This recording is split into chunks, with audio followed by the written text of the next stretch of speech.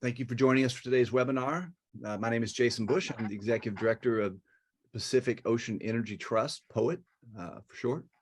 POET is a 501c3 nonprofit with a mission to promote ocean-based climate solutions, which puts topics like marine energy, hydrogen, and floating offshore wind at the sort of center of our attention.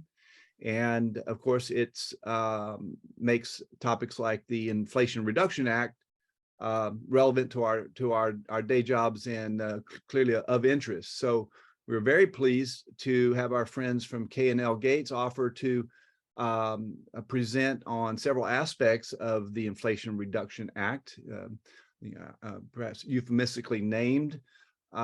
Many folks have described this as perhaps the single most important climate-related legislation that the United States government has ever passed. It does include a variety of provisions unrelated to climate, including the minimum corporate income tax, as well as drug price reform. So, of course, along with energy security, infrastructure, and climate. So today, our friends from K&L Gates, including Elizabeth Crouse, Ankur Tohan, and Jennifer Mersing, will be discussing different aspects of the Inflation Reduction Act, IRA for short. And with little more ado, I'm going to go ahead and hand it over here. Folks are still coming online, but I think we should go ahead in the interest of time and get started. So I'm going to stop and hand it over to Elizabeth to kick us off. Elizabeth, thanks very much, Jason. And thanks everyone for joining us today. Just a quick background. I'm a tax lawyer at K&L Gates and partner in the Seattle office. I also co-lead our global power practice, which encompasses renewable electricity, renewable fuels, carbon capture, all sorts of fun stuff like that, as well as the regulatory group. We do a lot of different things at K&L, but one of the things we do a lot of is a lot of strategy discussions lately around the Inflation Reduction Act, as well as other developments around offshore wind. I think, everyone on the phone, I'm sure, is very well aware that we have some new tax credit systems set up in the Inflation Reduction Act, and a lot of new options and choices to be made, including for offshore wind, which is just now starting to get off to the point where a lot of folks are thinking hard about financing projects that are coming online on the East Coast in the next few years, and starting to maybe think through getting their ducks in a row on the West Coast and in the Gulf. Really quickly, as the goal today is to give you all just sort of like a little bit of a breakdown, a little bit of an intro of where we're at in respect of the Inflation Reduction Act tax credit provisions, a little bit about some of the transmission project or programs that are in there that Jennifer will talk about. And then Ankur is going to discuss the leasing provision, which of course has gotten a lot of press and a lot of discussion in the industry already, but also sort of the bigger picture about how the Inflation Reduction Act fits in with some of the other really big things that are going on in offshore wind right now. For example, the Earthshot announcement from last week. With that, Jennifer, Ankur, you want to introduce yourself really quickly, and then we'll switch over to the tax credit intro. Sure. Welcome, everyone. Thanks for joining us today. My name is Jennifer Mersing. I am a counsel in the Seattle office. My practice focuses primarily on regulatory issues, both on the FERC and the state level, with the focus on interconnection and transmission. So as Elizabeth said, I'll kind of be discussing the transmission spending provisions in the Inflation Reduction Act, which are kind of the less well-known of all the big new changes that are coming with the law. Ankur?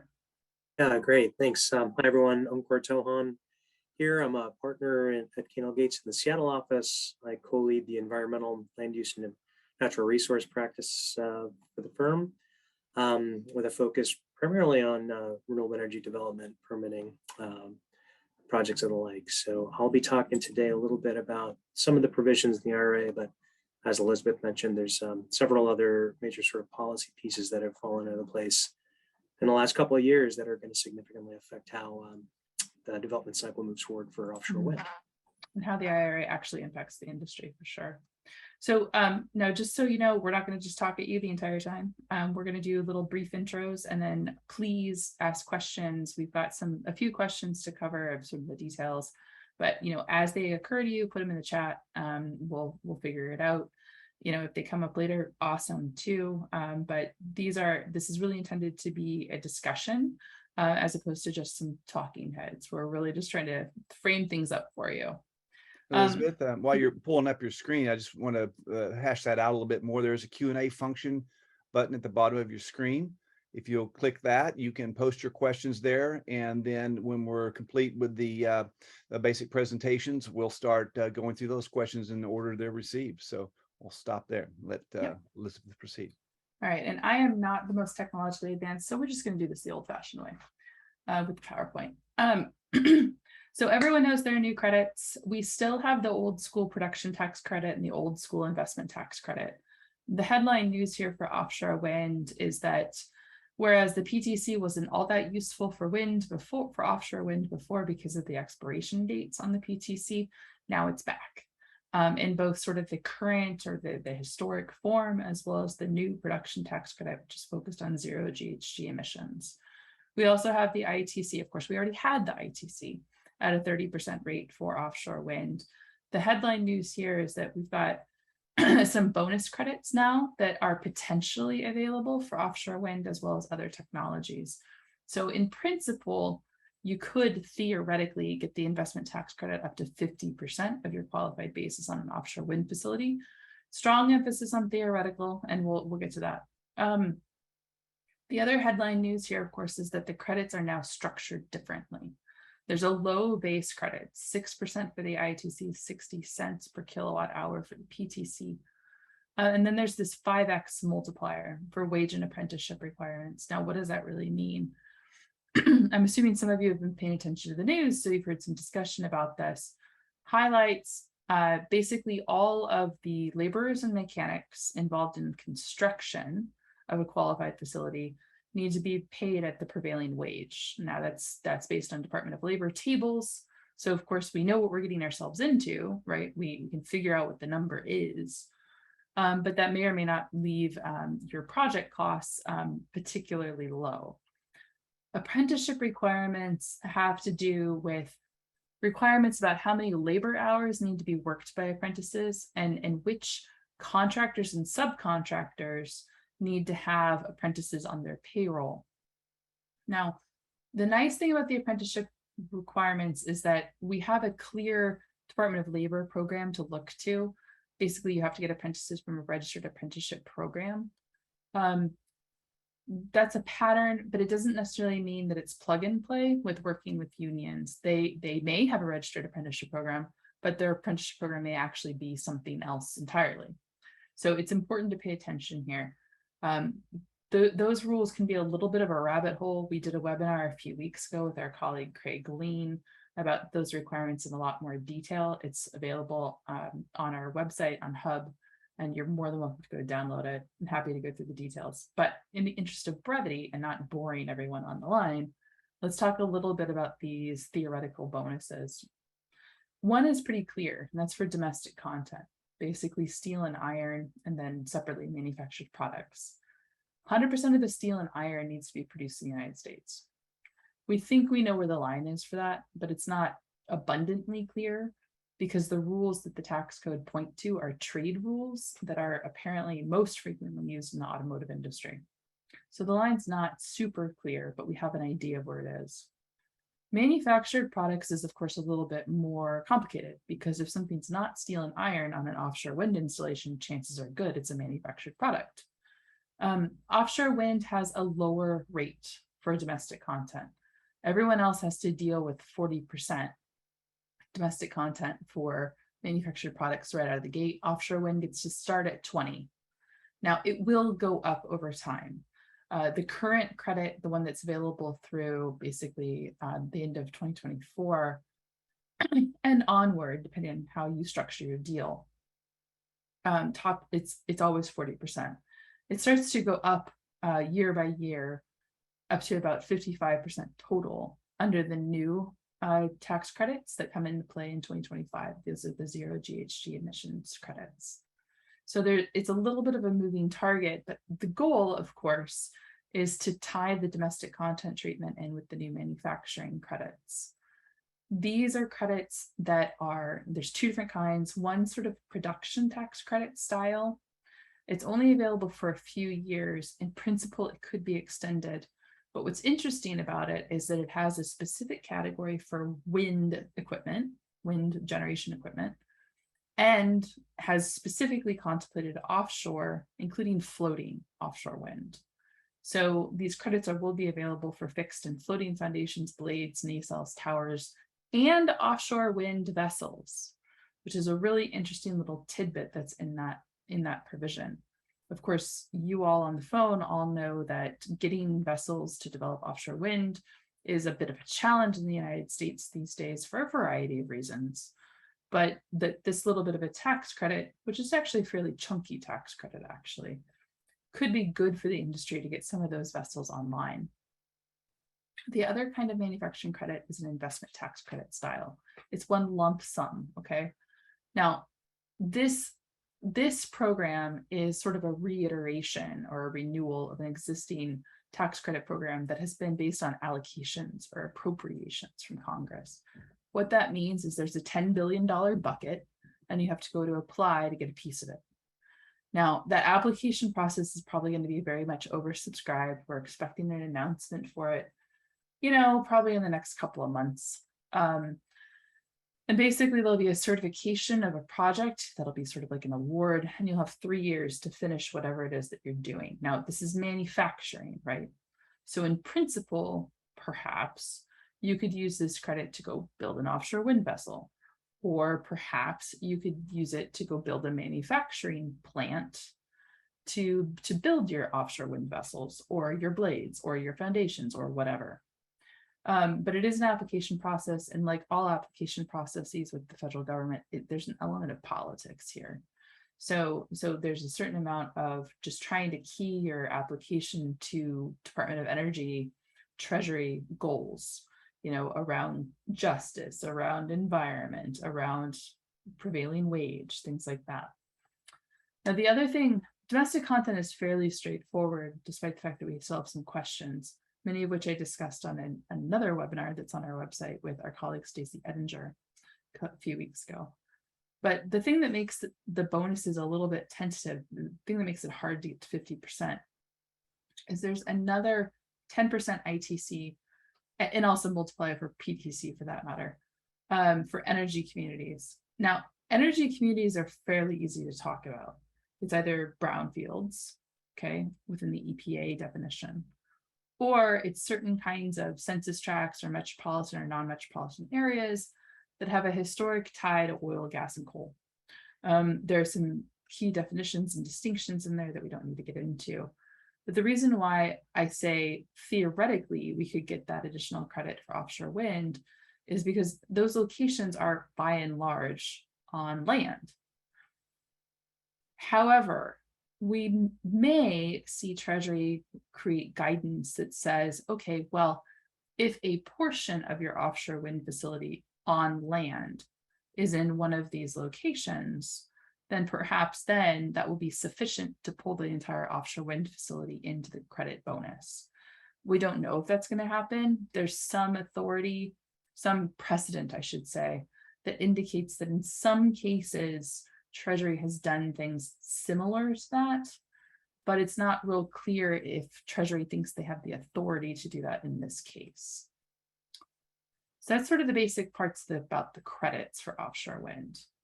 The next thing about the Inflation Reduction Act, and this is where the Inflation Reduction Act really gets rather revolutionary, is that we've got these new financing tools.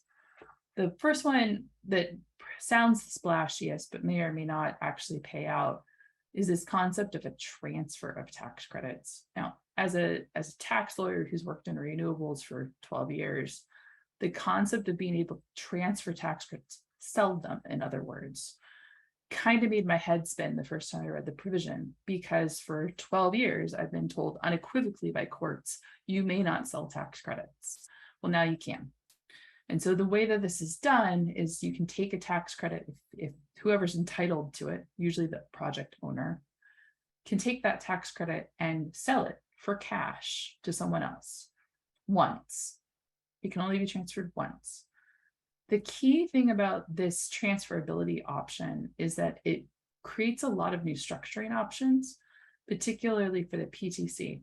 I'm happy to go into details if anyone has questions about this, but in the interest of time, basically what we can do now is ignore a lot of the basic structuring limitations that we've had for years and years and years that were all focused on establishing ownership of a project directly or indirectly through a partnership.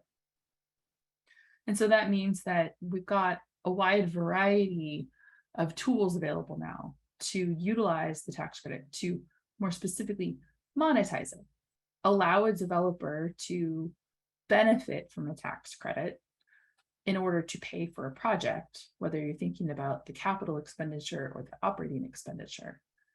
And so that's a good thing because it helps get the projects built. That's what the tax credits exist for. They're there to get a facility built that wouldn't be built otherwise because it's too expensive. So transfer gives us more options to do that. But there are a couple of things to think about. One, the transferee, the person who takes the tax credits, becomes the taxpayer in regard to those credits. Now, this isn't a massive deal. It's not a huge problem for PTCs. It kind of is a problem with ITCs, because if the transferee becomes the taxpayer, that means they become exposed to IRS action challenging the availability of the tax credit. And so in principle, the IRS can say, that's not really your tax credit, or that wasn't really available, and now pay us back. And that's an uncomfortable spot for anyone to be in, let alone somebody who has absolutely no access to the project. The other catch of transfer is that the depreciation cannot be transferred. So two big tax benefits in any large renewables facility, one's the tax credits, the other is the depreciation deductions. We still aren't allowed to transfer depreciation deductions. So that means that if you transfer tax credits and you still can't use the depreciation as a project owner, you may be leaving money on the table. And maybe that's okay, but it's still lost capital. Now, the last thing that just to leave you with as far part of an introduction is this concept of direct pay. And this is the other sort of revolutionary aspect of the Inflation Reduction Act. Basically, what direct pay is the check from the IRS, from the Treasury Department, in lieu of claiming a tax credit. You know, $1 of tax credit offsets $1 of taxes. Well, if you don't have $1 of taxes to pay, what's the credit worth to you? Nothing. And so direct pay says if you are an exempt organization, a state or local government, a tribe, 501c3, 501c6, right? At that point, you can take just about any tax credit and get a check from Treasury instead. Now, what's the catch? You need to be an owner. Generally speaking, you need to be an owner of the facility that qualifies for tax credits. So that means that if somebody like, for example, a county or a tribe or a 501c6 that's local wanted to, I don't know, help with the development of a facility, maybe they can get a piece of the capital stack, some percentage that makes sense for all parties involved. And at that point, not only are they an owner of the facility, which is generally speaking a good thing, but they can also get a check from Treasury, which helps. And, you know, who doesn't like federal dollars? However, direct pay is also available in limited cases for taxable organizations. Now, this does nothing for offshore wind, but it might do something good for hydrogen facilities that are powered by offshore wind. So hydrogen facilities that qualify for the hydrogen production tax credit, or H2PTC, do qualify for direct pay to any owner. Now, there are catches we don't need to go into, but it is available, and it's something that makes sense in some cases, particularly given Oregon's focus on pairing potentially offshore wind and electrolytic hydrogen.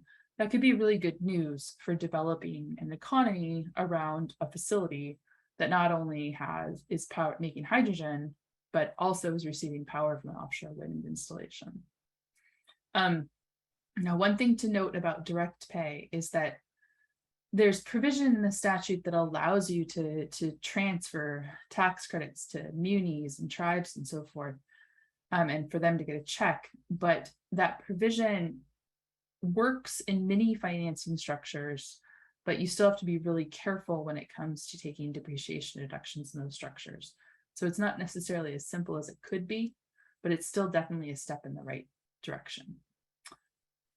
So with that, obviously start putting questions into the chat.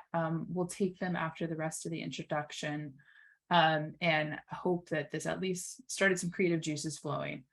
With that, Jennifer, why don't you go ahead and share your thoughts on the transmission program? Sure, let me get my slides up.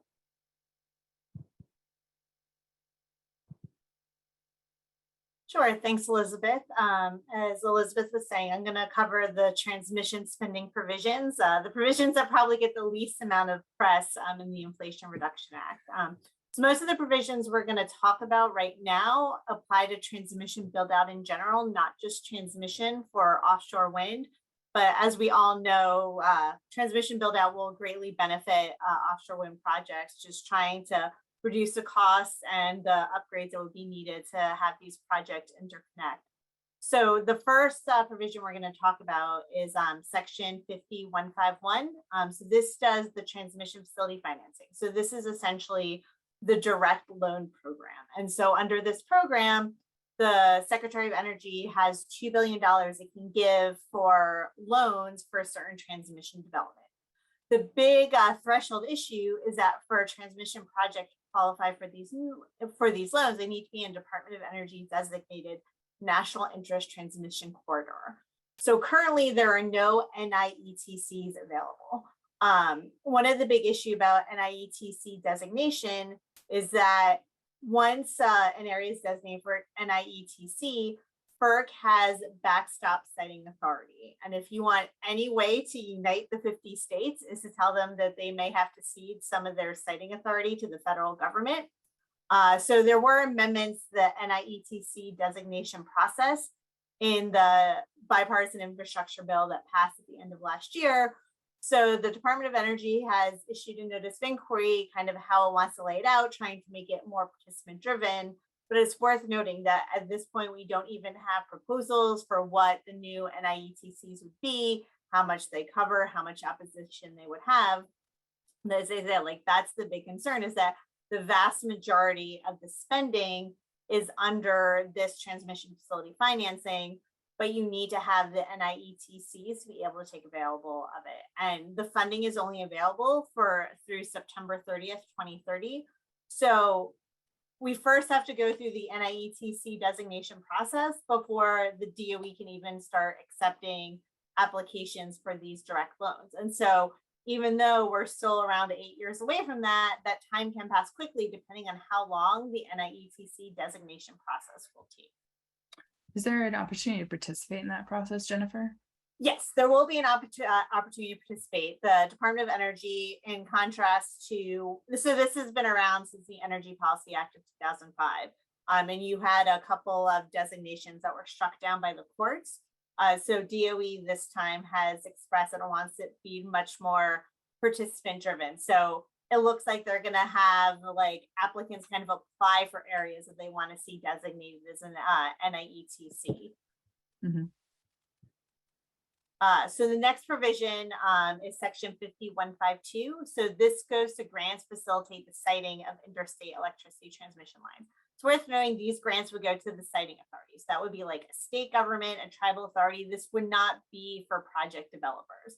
So this is aimed at trying to facilitate the siting of these transmission lines, and it includes both onshore and offshore transmission lines. And so some of the activities that could hopefully include for this is the transmission project studies, examination of siting corridors, kind of negotiations. One of the conditions for the grant is that the siting authority needs to make a final decision within 2 years of the project. So that final decision doesn't necessarily have to be approval. It has to be an approval or a denial, but it is at least trying to move the siting process forward. As I'm sure everyone's aware that right now with like the mansions permitting bill going through, there's a big focus on how long it takes to get through the permitting and the siting process. And this is at least one of the ways that IRA is trying to make it so it expedites it in return to some funds. It is only 760 million, like spread out about all the siting authorities that have to apply. We're not quite sure of what the application criteria would be yet. So we'll see if that makes any appreciable difference in kind of the speed of the siting. And once again, these funds a little bit shorter than the direct loan. They're only available through September 30th, 2029. And kind of the last one, this is where the lease money is, section 5153. And this goes into more the interregional and offshore transmission planning, modeling, and analysis. This is trying to convene stakeholder and other interregional meetings to facilitate transmission development. It'll be interesting to see how this interacts with some of the reforms pending at FERC right now, where they right now have a notice of proposed rulemaking really addressing transmission planning and trying to have more collaboration between regions. So we'll see if maybe this kind of dovetails with that and really makes some of that collaboration more possible. But as I said, it's only $100 million. This is the least amount of money, even though it does have the longest amount of time. Once again, we're still not quite sure yet what all the criteria is going to be to access this money and who is going to be able to apply for the money. So I think the big kind of takeaway in this is that this is going to kind of all the transmission spending provisions in general. I think there's going to be a lot of focus on trying to get transmission moving. And I think the big controversial one would be the NIETC designation, as I said, because states are very, very reluctant to have federal government have authority over siting. And so, and I think that's going to be the big challenge, is trying to find a way to get state sign off, or at least like not have their opposition hold up the NIETC designation, just because that FERC role in the permitting is very controversial at this point. Mm-hmm. Mm-hmm. Mm-hmm. So that's a short overview. I will turn it over to Ankur to go over more of the leasing issues under the IRA. Great, thanks Jennifer and Elizabeth. Yeah, well, so we heard a little bit about the IRA and some of the tax and transmission issues. We'll shift gears here and talk a bit about a potential wrinkle in the IRA as it relates to offshore wind development, effectively linking offshore wind leasing to oil and gas leasing. So just briefly, and we can cover more in the Q&A time permitted. So section 5265, which is captioned new limits on BOEM's authority to issue offshore and onshore renewable energy leases. With regard to offshore wind during the 10-year period following the enactment of the IRA, BOEM may not issue a lease for an offshore wind development unless 3 conditions are met. Now, the first one is that the agency has offered at least 60 million acres of oil and gas leasing on the outer continental shelf. The second is that a lease sale was held in the prior year prior to issuing an offshore wind lease. So, the 60 million acres must have been offered in the 12 months preceding an offshore wind lease. And if any acceptable oil and gas bid was received during that lease sale, that it was made available and issued by BOEM. So those are sort of these 3 elements that were effectively a precondition to any BOEM offshore wind lease. One of the things that the IRA, the section also does is it reinstates judicially vacated oil and gas leases. Specifically, there's several that are mentioned. Don't have to necessarily get into them right now, but what it's attempting to do is reinstate those lease sales that were conducted in the 5-year plan from 2017 to 2022, and that one or more of those could provide the preconditions of a 60 million acre lease sale and issuance of an oil and gas lease to an acceptable bid, and effectively allow the California offshore wind auction to go forward this year. I think there's questions about whether that can happen, and if it, given the timeframes that are associated with when the lease sales were held, it may delay the California offshore wind auction. Now, part of the problem is that all three of the sales that were originally halted and that the IRA tries to resuscitate have not been restarted by BOEM at this point. The IRA provides specific directions to BOEM to complete each of those, but there's significant questions about whether BOEM may complete one or more of those sales without a legal challenge. And if there is a legal challenge, what's the effect of that challenge on an oil and gas lease as it relates to BOEM's ability to issue a lease to an offshore wind entity. So I'm going to stop there and broaden the discussion here a little bit. We can come back to the leasing provisions if there's questions related to it. But so, undergirding the IRA or other federal policies, and you heard Elizabeth and Jennifer mention a couple of them, and these are going to drive investments in development and offshore wind infrastructure, including supply chain, portside facilities, and transmission. These are the types of investment and development that may benefit from one or more of the provisions in the IRA. So let's just spend a few minutes on these. First is something I'm sure most of you already know about. It's the March 2021 Biden-Harris administration setting a target of 30 gigawatts of offshore wind by 2030, while protecting biodiversity and promoting ocean co-use. So that sort of sets the stage for much of what's to come.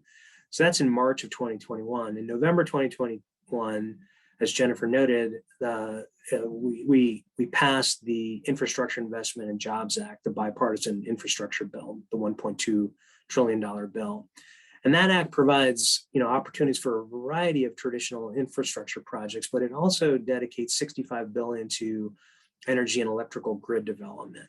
And the Act's provisions are really quite diverse, and they include opportunities for those investing in grid resilience and reliability, research and development for new and emerging technologies. It creates a host of programs related to transmission in particular. There's a transmission facilitation program. There's 2 programs related to grid resiliency and reliability. There's a smart grid investment program. And as Jennifer mentioned, there's a FERC's authority to issue permits with eminent domain authority to transmission projects located in national interest electrical transmission corridors. That's resuscitated through this statute. So that is just, generally was going to drive quite a bit of dollars into the transmission world, which is something that on the offshore wind industry is going to be looking to address as it develops on the East Coast and in the West Coast. So a third item is something that's fairly new. It's a program initiated by the Biden-Harris administration called Energy Earthshots, which is the climate change era equivalent of a moonshot.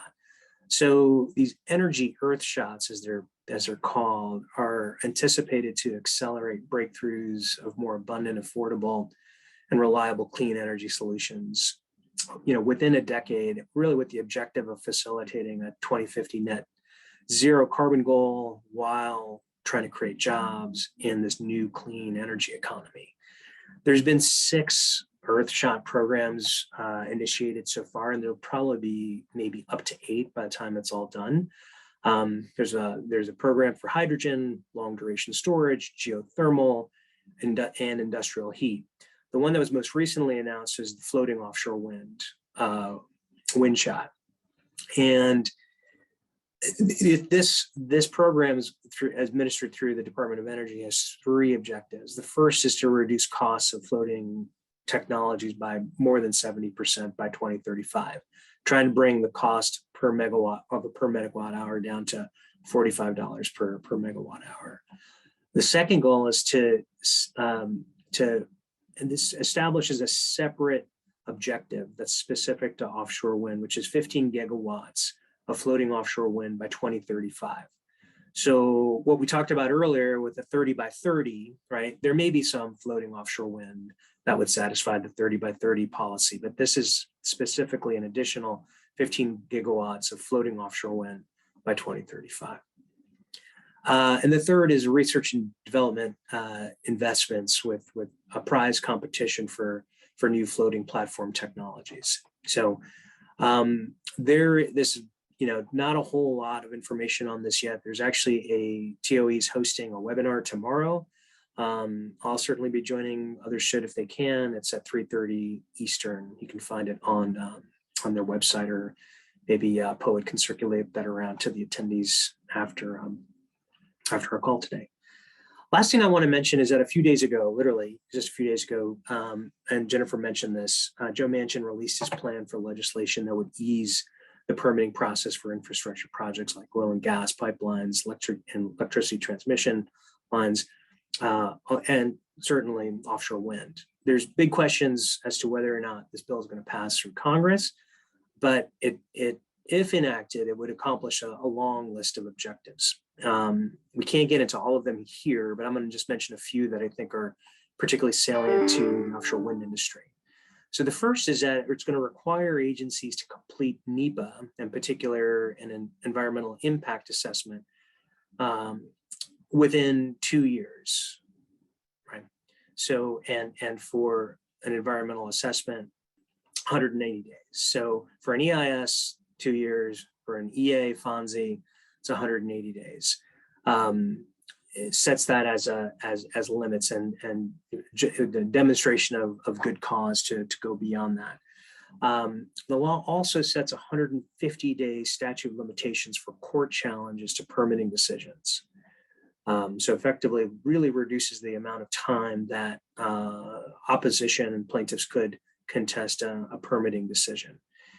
It also requires courts to set an enforceable, quote unquote, reasonable schedule of not more than 180 days for any agency act that's been remanded or vacated, right? So if a permit is issued, it's challenged within 150 days, court says, you know, agency, you committed a foul, you got to go back and redo this thing. It's going to give the agency a 180-day schedule to get that done. Another element of this bill is that it requires the president within 90 days of enactment to consult with a variety of agencies, including DOE, EPA, and FERC, and designate 25 energy projects of quote unquote strategic national importance. And they're going to be given priority under this law for purposes of permitting. Okay. That list is going to be updated every 180 days for 10 years after the enactment of the statute. So the president will effectively get to decide. And there's a distribution of what types of projects get listed. We can get into that in the Q&A if folks are interested. It also authorizes FERC, and this is kind of ties into the bipartisan Infrastructure Act, is that this bill would also resuscitate FERC's ability to authorize construction of transmission in national interest corridors.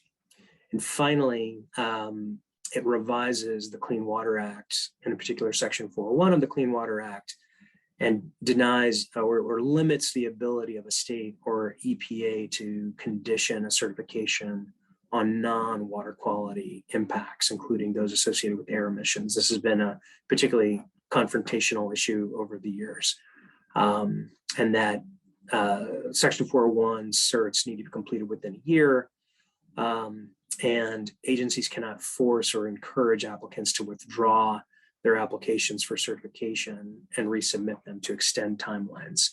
One of the things that is related to this bill just generally is that Senate Majority Leader Chuck Schumer agreed to support this bill as part of the deal for getting the IRA through Congress. And so, you know, Schumer is going to be supporting this. It'll be interesting to see how Democrats and progressives line up in favor or against this particular statute or this bill. Again, there's a number of provisions in here that relate to oil and gas and other complexities. So with that, I'm going to stop and let's maybe get to some Q&A. We see some questions coming in as we're talking. Thank you, Ankur. Wonderful. So I'm going to take the prerogative to sort of launch this and ask a couple of questions to get it started. So I was very curious about the oil and gas provisions that were part of the IRA.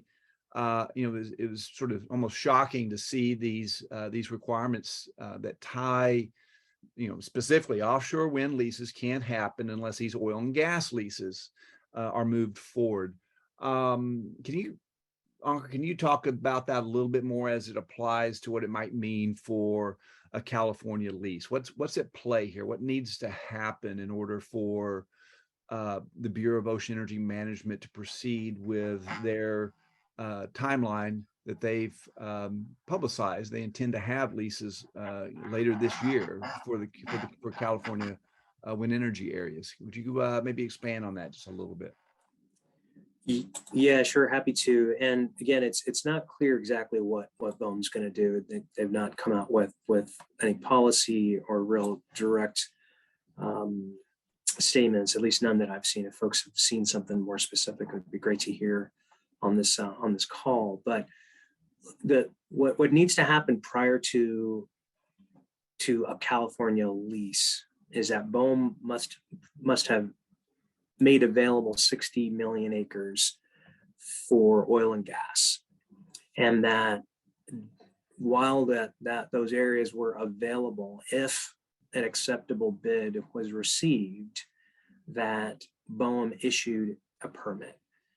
And so what complicates the issue here is that the lease sale program that BOEM was operating under, the 2017 through 2022, the 5-year oil and gas lease plan, has expired. So BOEM can't move forward with new oil and gas leases until it issues its new 5-year plan, which is in the process of putting together now. So the only way it could really, as I see it, the only way it can move forward in California is that one of the lease sales that was offered in this 5-year plan can be resuscitated. And so the IRA, this section 5265, directs BOEM to move forward with one of the leases. Okay, and in particular, it's lease sale 257, which is in the Gulf of Mexico. It's 80 million acres. BOEM held the lease, received multiple bids, several of which were qualified as acceptable.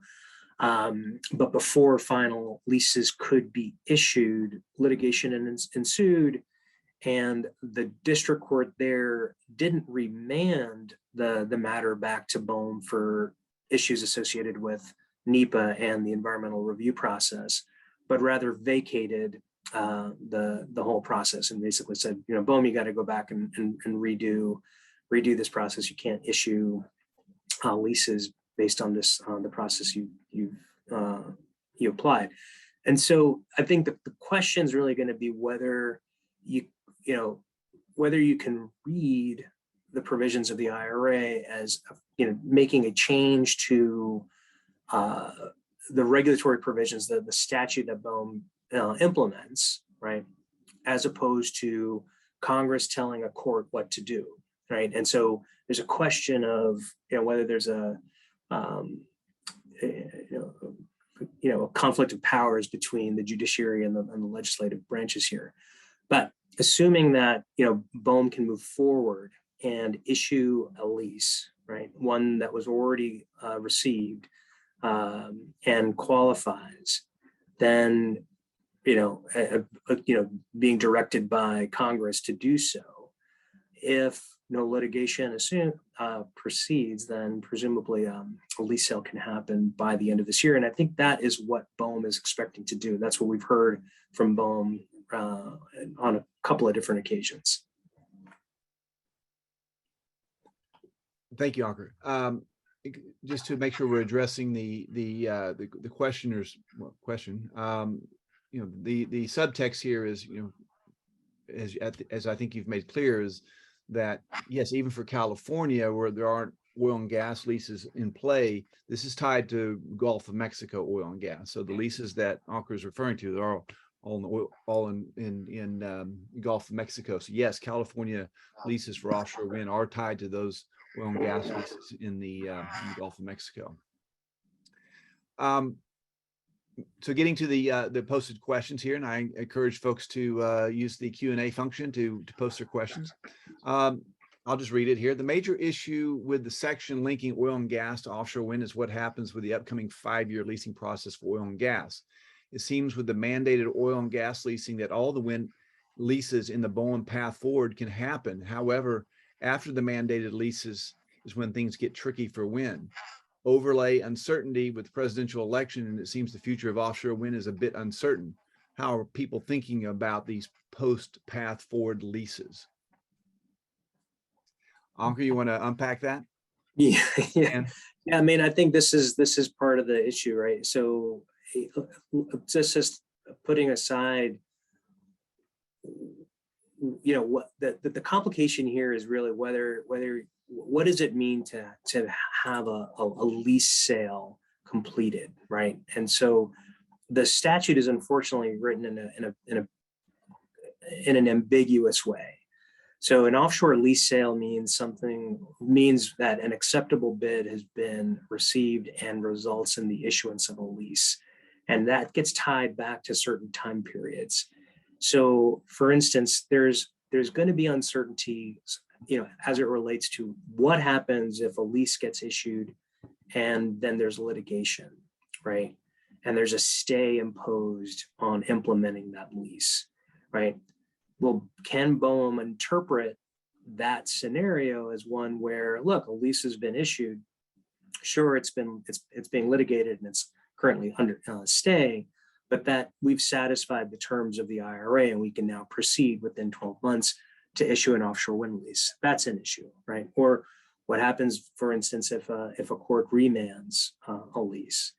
I think there may be some dialogue going on with environmental folks, environmental plaintiffs bar that's out there about the timing of when challenges are made to oil and gas leases going forward, right? But this creates all kinds of complexity.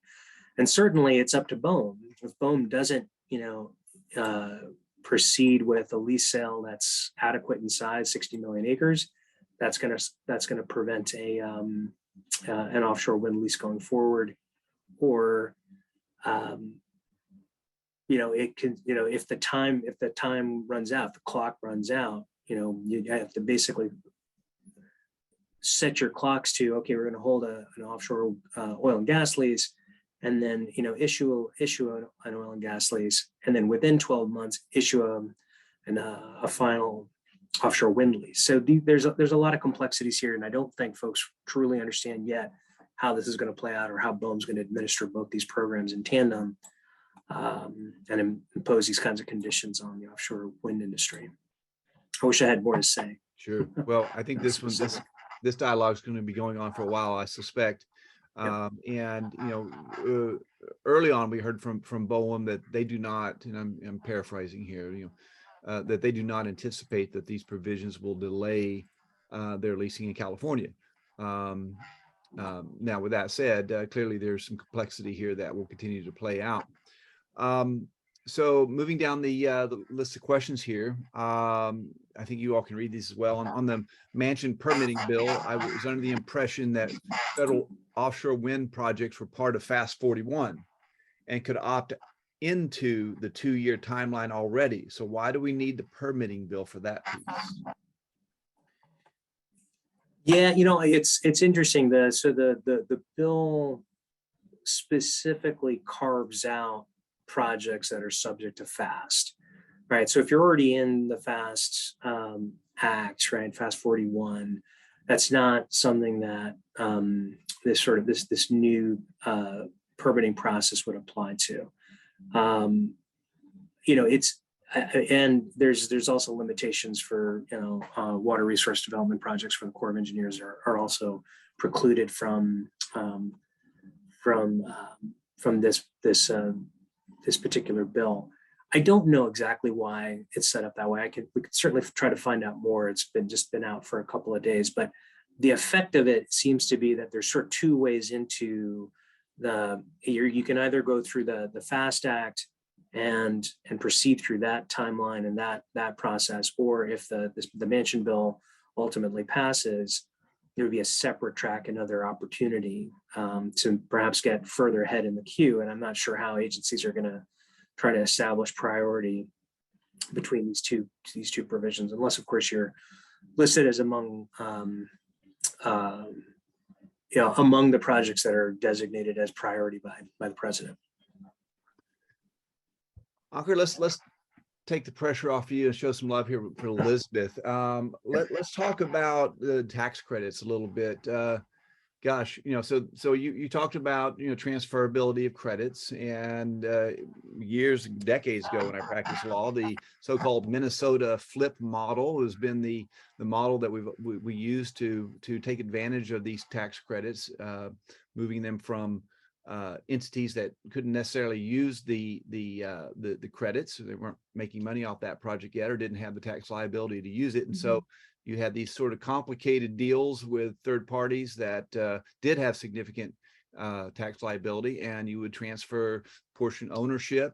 Now, all of that complex legal platform sounds like it is no longer relevant. Is that entire model now irrelevant, and we're in a new world now?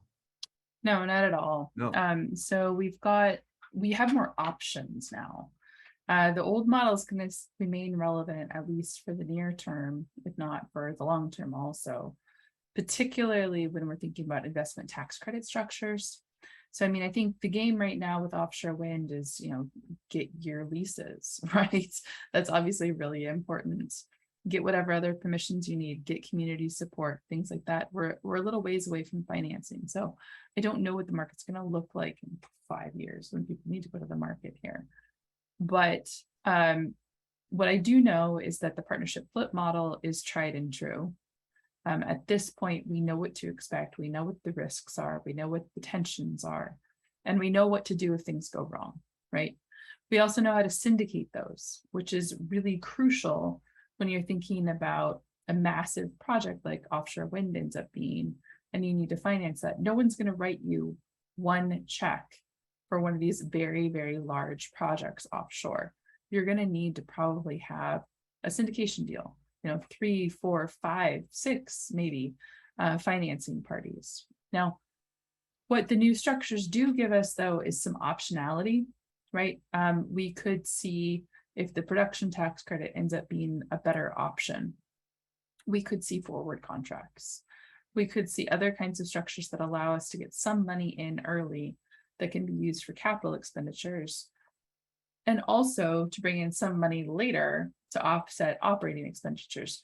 This feels, for those of you who understand the financing structures here or have experience with them, this feels similar to how production tax credits work currently, but the small tweaks that transferability allow us mean that developers should expect to see a little less capital up front, more later term, and to expect to see capital contributions or cash flow in respect of tax credits later in the season, shall we say, for tax credits than they would normally. Under normal production tax credit structures, we typically see money come in during the year when the tax credits are earned or soon thereafter. With transferability, that money can come in when the tax credits are proven. And in reality, it's probably going to come in the day before the tax return is due for the project. So we'll see a little bit of flexibility on timing. The other thing, though, about the partnership flip model, and maybe emphasizing flip is a little flip here, but with partnership models, that going back to that direct pay note that I made earlier, right? If I've got a little piece that I can carve off for an organization that helps me through the early stage, the planning, the permitting, the community support, the figuring out manufacturing, the figuring out the port logistics, things like that. If I can carve off a little bit of my capital stack there to somebody who can use the direct pay, right? At that point, the partnership model makes a ton of sense, right? And maybe we still incorporate a flip because somebody wants depreciation. Maybe we don't. It will be important to make sure that any exempt orgs that are involved have a fixed percentage. We don't want them to participate in the flip, right? We want them to have a fixed percentage because otherwise the depreciation will be lost. So still very relevant, but we have new options, new flavors that we can add. Yeah, thank you for that. I was just about to say, it seems like new tools in the toolbox, a little flexibility in this, accommodating sort of evolving sector. Definitely. Well, Jennifer, let's turn to you for a moment. So some interesting programs out there around transmission, and I think those of us who are active here on the West Coast are well aware that there's been a good deal of investments made in various studies to advance our understanding of the transmission system in the on the West Coast, and what kind of improvements would need to be made in order to absorb the generation from potentially large amounts of floating offshore wind over the next several decades, next 30 years maybe. And it's an enormous task. So I think this is welcome news that there are additional resources being made available for this. So talk to us a little bit more about that. So for example, I've got a lot of money in these programs. What happens if the funds in, say, the direct loan program, the Department of Energy doesn't actually designate any national interest transmission corridors? What would DOE do with the money then? So from what it looks like, it sounds like if there are no NIETCs, if the money is just not used. So I think this could very easily become one of the programs that, even though funds are appropriated, if no one's able to take advantage of the funding, it just wouldn't be used. And that's one of the things, like that is the majority of the funding is going through those direct loan programs, that if there's no NIETCs designated, that funds just would not be used. And so, and I think when you're going into transmission planning, that's where in some of the modeling, that may be something where the $100 million kind of grants for modeling and analysis may come in for further study.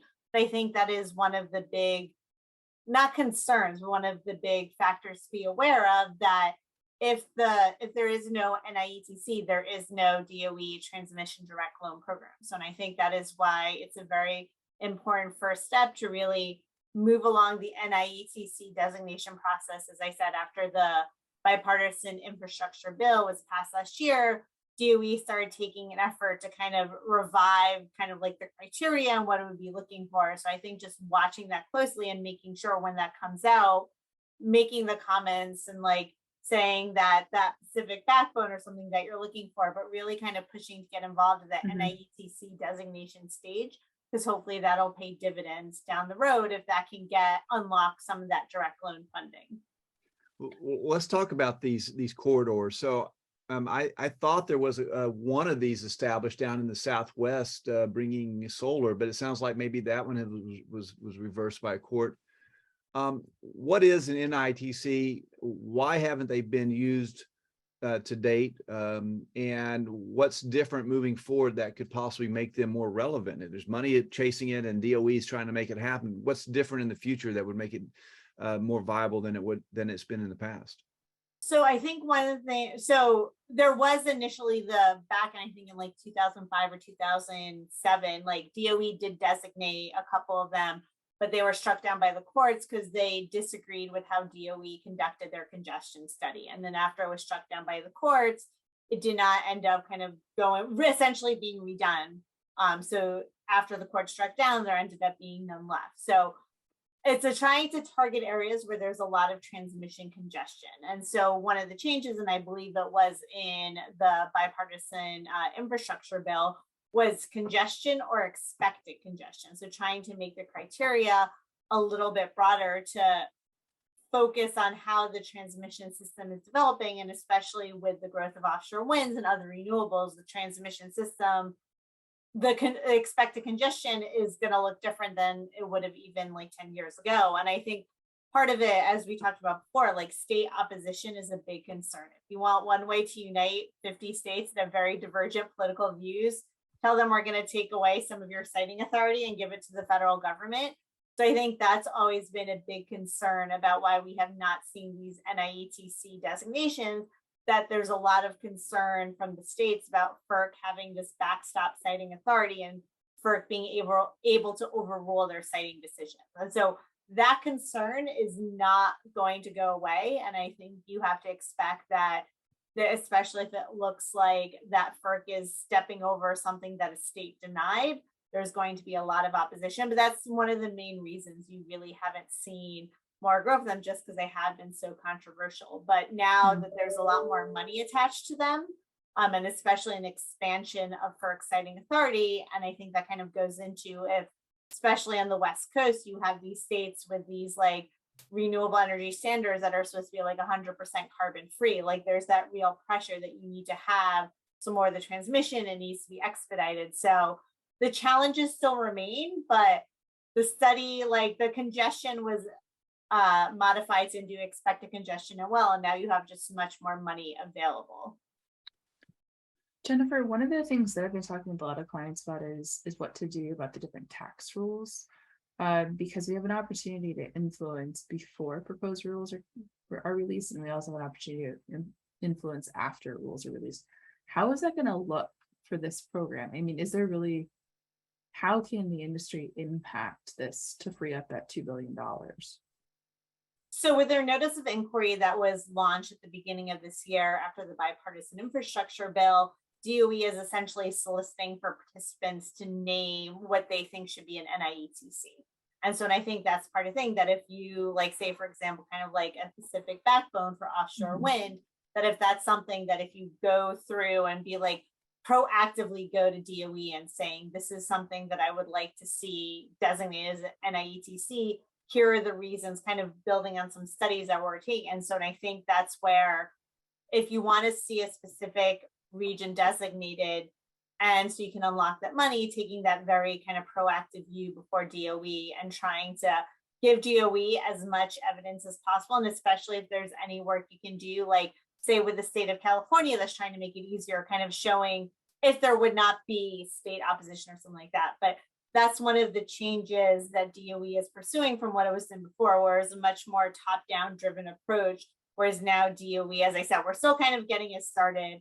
So at least I have not seen any at least public application that's already been made, but I think DOE is trying to make it more participant driven so they can see what the market need for where they really want to see that transmission growth. So if I heard you correct on that, Jennifer, DOE is going to be soliciting input from stakeholders on proposed NITCs. Is that program up and running? Is that a request for information been made, or are we waiting to see the details of that? So they did a notice of inquiry in January saying that's how that they would like to have the program run. I have not seen any further details besides that notice of inquiry in January, but I think especially there's probably going to be renewed emphasis since the Inflation Reduction Act came out. But I have just seen the notice of inquiry from January. I haven't seen any other DOE actions since then. Yeah, so to be determined. Now, I was thinking to myself, and we were describing the NITC and the general state reluctance to support those, given the sort of sacrificing of autonomy over transmission decision making. I was thinking to myself, well, what would make that different? And of course, the answer is, well, money might help. And lo and behold, there appears to be significant money being made available through a variety of mechanisms. We're looking at, our own backyard here, for example. If we're talking about offshore wind development, concentrating it in the area that we generally refer to as the Del Norte area, Northern California, Southern Oregon, where you have this sort of world-class wind resource. Several of us have been leaning into this issue of, how do you facilitate that? How do you make that happen? How do you get that power to load? And the answer is some sort of significant infrastructure investment, a transmission infrastructure investment, including potentially a backbone transmission line, what might be referred to as a planned mesh network that is designed and implemented over a decade that allows, as new companies come in and develop a project, that the existing transmission anticipates that and it allows power to move north and or south. We're working on the West Coast right now on trying to create some higher level of coordination across California, Oregon, and Washington, anticipating these large regional projects and the investment that it would take to make something like that happen. It seems to me maybe a very well-positioned concept to propose for at least to begin with some due diligence feasibility studies that would decide whether or not this is viable from a purely technical or physical perspective, let alone the sort of business model. So any thoughts on that, complexities, sort of why this project might be more or less appropriate relative to maybe other things you're hearing about in this field? Just sort of open general dialogue about this West Coast transmission infrastructure solution. Jennifer, you want to take that? And I think one of the issues is going to, So I think one of the issues is trying to find a way to get the multiple stakeholders to work together. And I think that might be something that you also have, that more money that's going to be available for convening those stakeholder meetings. And so, and I think that's trying to get everyone on the same page, because I know, for example, like Civicor has expressed concern that like right on that like coast of Oregon, that the transmission system would need a tremendous amount of upgrade to accept like all the offshore planned offshore wind coming in. And so I think like finding a way that you can get at least like stakeholders on the same page about what exactly is needed, I think would really help. Well, maybe the results of the existing study. So Pacificor is doing, I think, a 1.3 gigawatt study through Northern Grid, and we're anticipating an expansion of that early in 2023. And of course, there are at least 2 studies going on right now, one at Pacific Northwest National Labs and one that's being implemented by Shots Energy Lab using DOD money. All of these efforts starting to parse the sort of state of the transmission infrastructure and the low-hanging fruit in terms of being able to bring on more power. But I think what we're all looking for here is this sort of bigger, longer-term, major investment plan. I can't help but think about the Pacific Intertide, the existing DC line that was a federal priority decades ago, that now brings power from surplus hydro all the way down to the LA area. This is the kind of large infrastructure play that I think many of us in the energy world are sort of pointing to. If we really truly want to address climate in an appropriate timeline, which we may of course miss that major opportunity, but if we're going to change our operations moving forward, this is the kind of project we want to see. So I think everything you're describing today in terms of the resources and new mechanisms that are at play are, why people are talking about this. I think when we look at a mansion type piece of legislation, of course our hairs go up a little bit. Now, like, are we undermining important regulations that protect us against some of the damages we've seen in the past? But at the same time, we recognize that if it takes 10 years or longer to build a transmission project or a wind project, is that appropriate? And so I think reasonable people can disagree. I did want to get to this question that Ankur answered offline, or not offline, but directly. The question was, does the president's priority energy project list include fossil fuel projects or solely renewables? Ankur, you want to just, you can just go ahead and read your answer, or maybe describe your answer. In case folks haven't seen that, it was answered in the Q&A. Mm-hmm. Can you see that? Yeah, the statute sets out a sort of a sequencing of what the president can assign as a priority project for the first 7 years of the project of the statute, if it goes into effect, right? So there'd be 4 mining projects, 6 projects to generate electricity from or store energy without the use of fossil fuels, 5 projects to produce, transport, or store fossil fuels or biofuels, including for export, 2 electrical transmission projects utilizing grid enhancing technology, and 2 projects for carbon capture or carbon transport, and then 1 project to produce and transport or store clean hydrogen. So, and then for the 3 years following this initial 7-year period, those number of projects, the distribution of those projects gets reduced. And I tried to type that out succinctly in the text box, which I now can't find, but just try to recreate that on the fly. Yeah, well, I appreciate that. Sorry to put you on the spot like that. You did a great job of answering this. I encourage folks to take a look at the Q&A function under answered. You'll see that listed out there. So encourage folks to post any questions you have onto the Q&A. Don't want to keep you indefinitely here. I'm going to keep the conversation going a little bit longer. Hopefully more people will post their questions. It's not every day I get a chance to talk to 3 experts in these areas, so I'm going to take advantage of it and keep asking some questions. So maybe Jennifer, back to you on the funding for studies. So we're aware that there is already a federal initiative on the East Coast that's looking at transmission related offshore wind and assessing the state of the technologies and parsing some of these questions that sort of I hinted to earlier about what kind of plan to mesh network or backbone type integrated systems could we rely on in lieu of what's been done traditionally, where each company plans and pays for and installs its own generation intertie to the closest substation. It's been the European model and kind of what we would do here if there wasn't thoughtful planning about it. What do you think the potential is of bringing some of these resources to the West Coast to fund some of this work, given that work's already started on the East Coast?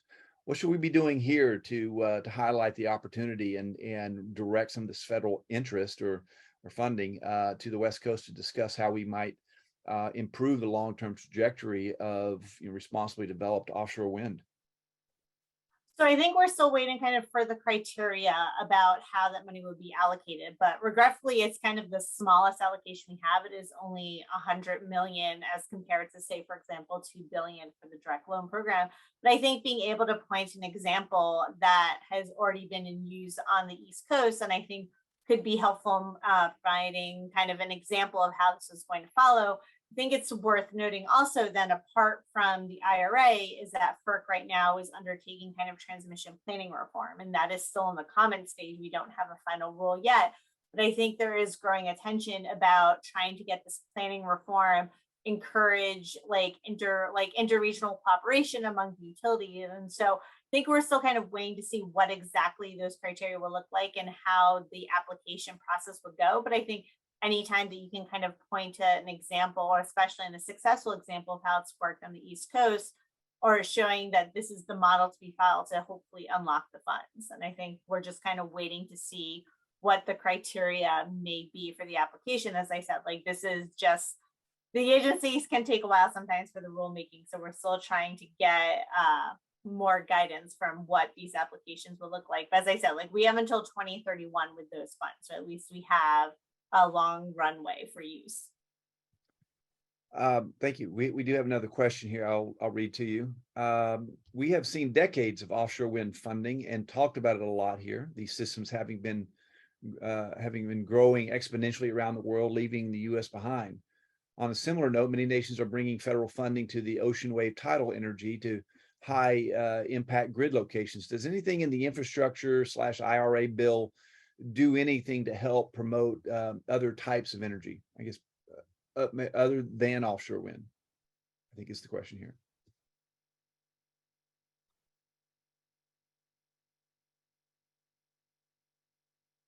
You've stumped 3 lawyers.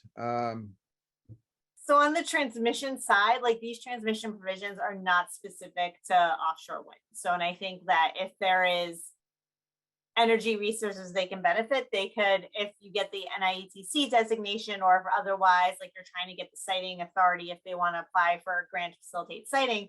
So I think that way it is, I don't want to say resource agnostic, but it is not specifically just spoken in offshore wind. And so, and I think there's an acknowledgement, at least when you looked at the Department of Energy, when they issued their notice of inquiry about the NITC criteria, is that you need to have everything going into the clean energy transition. So I think that if you can make a showing how this would benefit, I think you're by no means precluded. But as I said, the transmission is just to encourage a transmission build out to help congestion with the clean energy transmission, no matter the energy source. Yeah, thank you. Elizabeth or Ankur, do you want to add anything to that? Yeah, I mean, from a tax perspective, look, the broader point here, I think, really is that we've got a variety of different programs, essentially since the Biden administration came into office, that have been oriented towards advancing pretty much all renewable electricity and fuels, right? Offshore wind is just one particular one that the people attending today tends to be a little bit more focused on. But I mean, I've been talking about the Inflation Reduction Act as the tax credit revolution, because it is, and one of the reasons why it's revolutionary is because in 2 years, we are no longer going to have credits that are tied to a particular technology. They're all going to be tied by and large to 0 GHG emissions, right? And so the goal there is to say, how are we going to get to 0 under the Argonne GREET model? And we don't care if it's solar or wind or electrolytic hydrogen or really anything else, even including things like blue hydrogen that have carbon capture associated with them. So it's all supposed to be technology neutral. So does the federal government care if offshore wind makes it? Yeah, clearly, because there are clearly other programs that are tied to offshore wind, the floating offshore wind Earthshot, for example. But in the grand scheme, I think the administration and the current Congress have been fairly clear, or at least the Dems in the current Congress have been fairly clear that this is about the energy transition. This is not necessarily about making offshore wind simply by itself the one thing that we're going after. Does that make sense? Sure, sure. And as you parse this language, it's clear that there are many elements in there that can touch sectors other than offshore wind. I think that certainly from POE's perspective, clearly in the community that we interact with on a regular basis, offshore wind represents this sort of unprecedented energy and climate and economic development opportunity that we just haven't seen anything like this in a long time. Mm-hmm. And it does it sort of justifies the focus. We ought to be parsing this as best we can to figure out what the opportunity looks like and how to move it forward. Mm-hmm. And now, I'll remind folks that we talk about tax credits and tax liability and these various provisions that are in place. The companies that are developing floating offshore wind and bottom mounted, in many cases the same companies, are some of the largest international developers of energy projects in the world. So many of them are old oil and gas companies that have either completely sold off their oil and gas resources, like Danish Oil and Natural Gas, which is now Ørsted. Others have maintained some of those old oil and gas assets, but have redirected most of their growth into renewables. I mean, I think worldwide we understand that collectively we're part of this just energy transition that's occurring, and the Shells, the BPs, the Ørsteds, they're the ones that are increasingly driving the train on floating offshore wind and able to pay the amount of money that it costs just for the leases, which is this high risk investment of literally hundreds of millions of dollars that buys them nothing other than sort of the first in place right to try to get through the 7 to 10 year permitting process that's fraught with litigation risk and uncertainty. I think a lot of folks feel like as soon as the area is identified, it's a done deal, and I can assure you all that from the industry's perspective, it's not at all. It's highly uncertain. I'm wondering whether I want to bring us back to the Earthshot. Maybe talk about a federal program like that. It's maybe it's symbolic in a way that we have these priorities. There's some money chasing in, $50 million, I think, for studies, but that's not a lot of money really in the scheme of things. But how would you describe the impact of something like the Earthshot for floating offshore wind? What's the relevance for the market in general on the West Coast? What does it do? How does it change the future for offshore wind? Any of you feel free to jump in there. Yeah, it'd be a great question to ask tomorrow at the DOE webinar to see how they're sort of viewing it. But if it accomplishes its goal, it'll help facilitate some of the R&D for technology going forward. And I'm not sure exactly how they get to reduction in megawatt per megawatt hour delivery costs, but there's a fair amount of funding comes through the infrastructure package, and maybe Jennifer has a better sense of that. But it'll be curious to see as more details come out how some of the other funding provisions that are out there are going to be brought to bear to support and facilitate these Earthshot initiatives. Jennifer, you have anything to add to that? Gonna say, like, I think it's also important to look at some of these legislative actions in consort with what FERC has been doing, both with proposed interconnection reform and proposed transmission planning reform.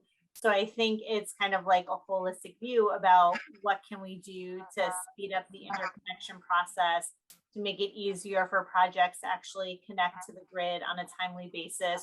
What can we do to build out the transmission so it doesn't cost like the exorbitant amount of money for some projects to get in? So I think it's a combination of different government actions that are kind of trying to speed up the process to help with that clean energy transition and to meet the goals that the government has set. We do have a new question here regarding carbon capture and storage.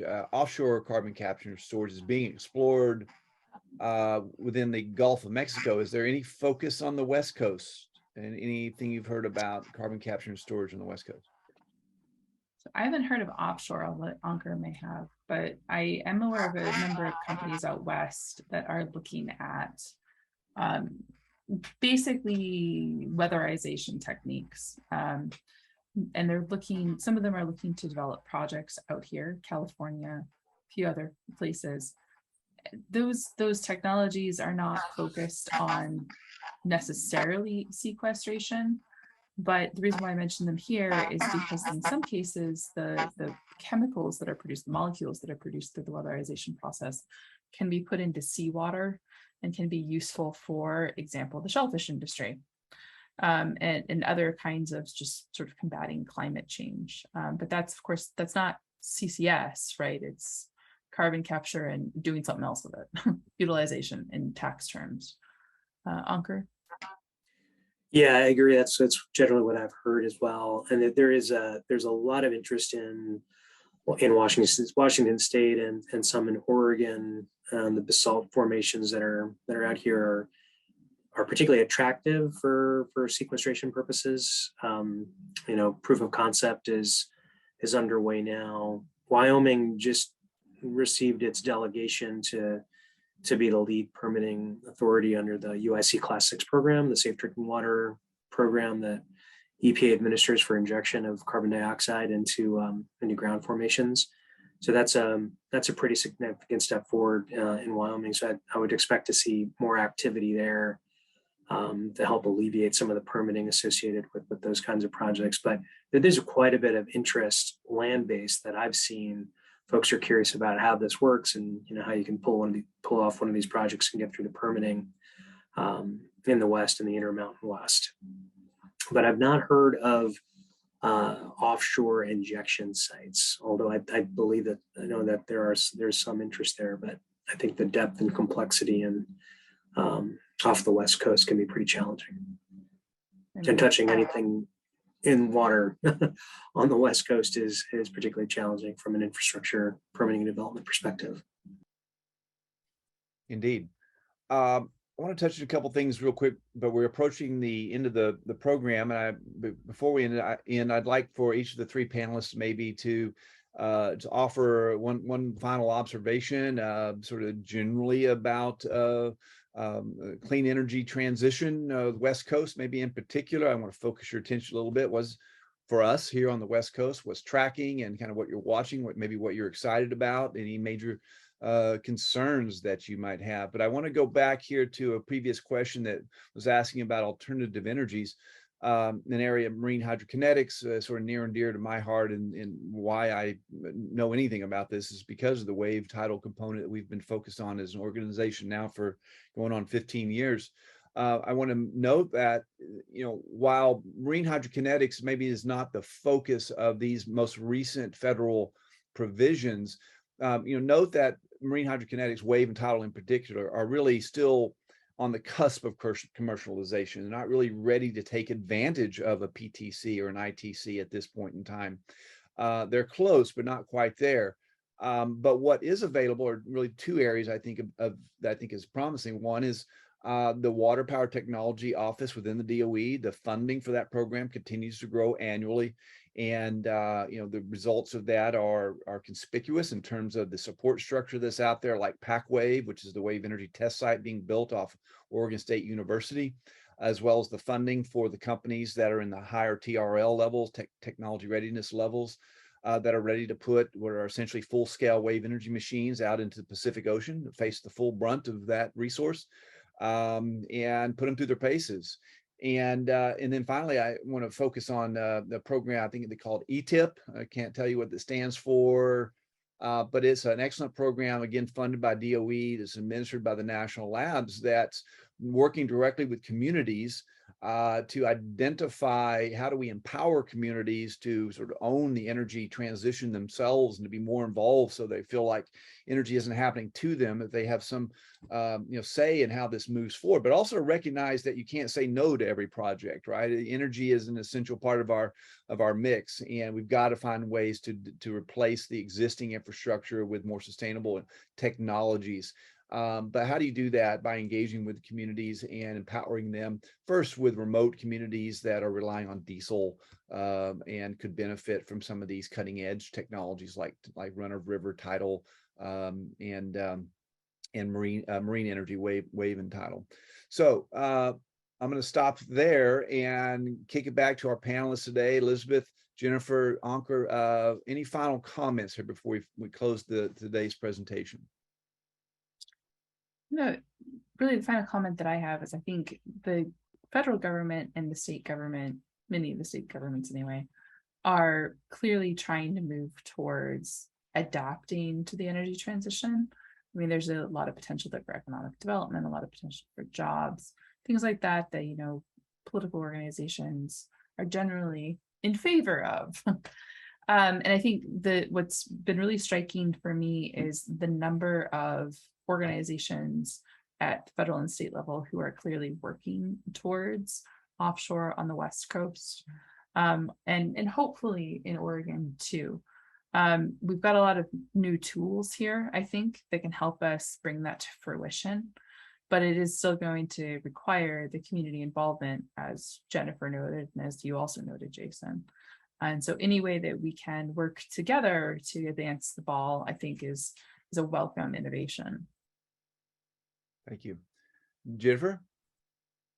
So I think most people have acknowledged for years that one of the big things that we need to have to achieve the energy transmission is transmission build out. But even though that's been acknowledged, it's also been very, very challenging. But I think now with bipartisan infrastructure bill and the Inflation Reduction Act and recent rulemakings that are undertaken to FERC, I think that right now there's a renewed intention to trying to get past some of the barriers that have stopped transmission development in the past. And hopefully if we can build up the transmission backbone in this country, that can really help speed us along towards the energy transition, including the buildup of offshore wind. Okay, thank you. Ankur, final words? Yeah, I guess I'd dovetail on what Elizabeth was saying, and maybe offer kind of a philosophical perspective. And that's there's something really exciting about offshore wind for me in particular, and just the idea of the technology and sort of the geography of it. Right, this industry, if it launches in the way that folks are hoping it will, it's going to transform our coastlines. It's going to transform our ports. It's going to transform the ocean in part.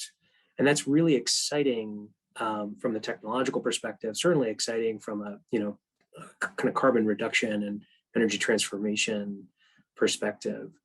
And it's exciting from the point of view that, at least from a floating offshore wind perspective, the West Coast of the US could be, the place where this happens globally, where, the technology, the innovation, and maybe much of the manufacturing happens, right here in the US. And I really hope that we can find a way to do that in a way that's different than how we've done these kinds of projects in the past. Conflicts with other stakeholders, with communities, with rural communities, with fishermen, fisherwomen, recreational folks. It's transformative, and I think those issues, if we don't find a way to deal with them more proactively and more inclusively and more effectively, are just going to turn out to be significant drags on development down the road. So, you can only run and hide for so long before those kinds of issues come out. And I hope we can find ways to be more effective in that regard and be different. Well said. Hopefully we can learn some lessons from the past, but recognize that the future is coming. Some of these changes are essential, and we need to be thoughtful about how we move forward. So I'll take this opportunity to note for folks who are interested in the transmission piece. That's one area where POET has been focused heavily, trying to explore what this potential solution is for transmission in the Del Norte area, Northern California, Southern Oregon. We have a group we call POTS, Pacific Offshore Transmission Solutions Work Group. We meet monthly and we discuss what this looks like from a technology perspective and from a business perspective. How does this actually play out? So feel free to join us, reach out to us, or take a look at our website. You'll find a POTS link, and feel free to join us. So with that, I want to take this opportunity to thank our panelists, Elizabeth, Jennifer, and Ankur. Thank you all so much for presenting today. K&L Gates has been a great partner, and we appreciate your expertise and sharing your knowledge with us today. So with that, thank you all for participating. I hope you have a good rest of your week, and I look forward to talking to all of you again soon. Thank you. Thanks very much. Thank you, everyone. Thanks, Bye-bye. Jason. Bye, everyone.